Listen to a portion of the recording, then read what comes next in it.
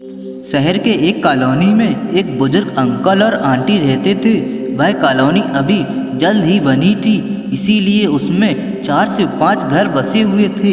इनका बेटा इन्हें छोड़कर अपनी पत्नी के साथ विदेश में रहता था, क्योंकि उसकी पत्नी ये नहीं चाहती थी कि वह घर पर रहकर अपने सास ससुर की मदद करे।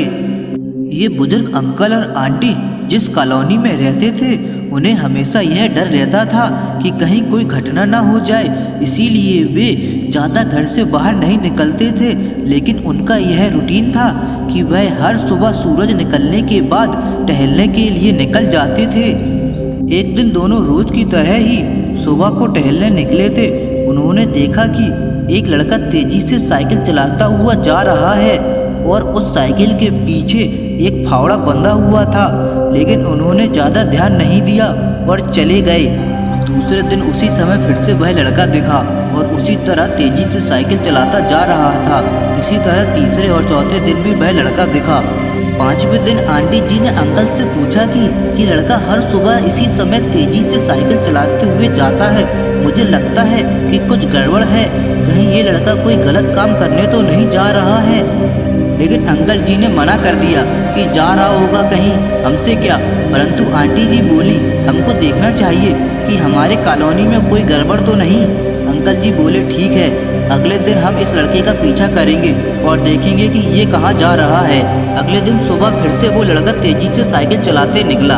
उनके पीछे अंकल और आंटी जी भी गए। उन्होंने देखा कि थोड़ी दूर जाने के बाद वह लड़का एक पेड़ के पास साइकिल खड़ी कर दी और उसी पेड़ के पास थोड़ी सी खाली जमीन पड़ी थी और उसे वो खोदने लगा। अंकल और आंटी कुछ देर तक देखते रहे कि ये लड़का क्या कर रहा है, लेकिन लड़का जमीन खोदे जा रहा था। कुछ देर बाद उन्होंने लड़के से पूछा कि आप ये जमीन क्यों खोद रहे हो। लड़के ने मुस्कुराते हुए कहा कि अंकल जी, मैं आप दोनों को रोज देखता हूँ, लेकिन आपको मुझसे डरने की ज़रूरत नहीं, और यहाँ जमीन इसलिए खोद रहा हूँ कि मेरी नई नई नौकरी लगी है। अंकल ने पूछा, कहाँ नौकरी लगी है, ऐसा कौन सा काम है जिसमें ज़मीन खोदनी है। लड़के ने कहा, मैं बड़े दिन से बेरोजगार था, फाइनली मुझे फार्म हाउस में काम मिला और उन्हें ऐसे लड़के की ज़रूरत है जिसे काम करने का अनुभव हो, और मेरे पास कोई भी अनुभव नहीं है। इसीलिए मैं रोज़ यहाँ फावड़ा लेकर आता हूँ और ज़मीन खोदने की प्रैक्टिस करता हूँ, ताकि जैसे ही नौकरी पर काम शुरू हो उसमें हमें निकाल ना दिया जाए। इसीलिए रोज़ाना मेहनत कर रहा हूँ, कोशिश कर रहा हूँ।